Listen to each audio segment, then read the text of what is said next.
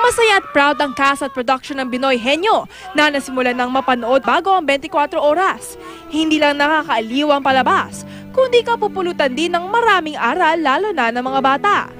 Ang mga chikiting sa Binoy Henyo, hindi lang nakatuon ang pansin sa taping, kundi binabalanse rin ang pag-aaral at maging ang paglalaro.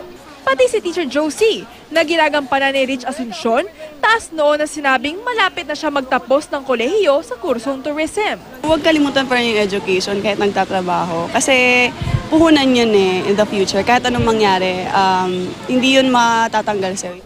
At bukod sa pag-aaral, importante rin na matutunan ang disiplina sa sarili at pagiging mabuti sa kapwa.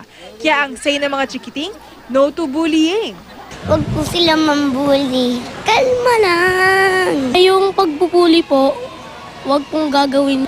Kasi po, nakakasama po ito sa ating mga bata.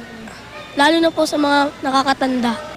Malambing at di maikakailang cute si Binoy Henyo na ginagampanan ni David Remo, kaya ang gumaganap na nanay ni Binoy na si Sheena Halili sobrang attached na sa kanyang batang co-star. Madalas para yung bonding namin maging okay, ako yung papakain sa kanya, minsan ako yung naghihilamos sa kanya pag sobrang pawis na siya. Feeling ko talaga nanay niya talaga ako. Tulog talaga ako tapos hinalikan niya ako. Katatibayan updated sa showbiz happenings.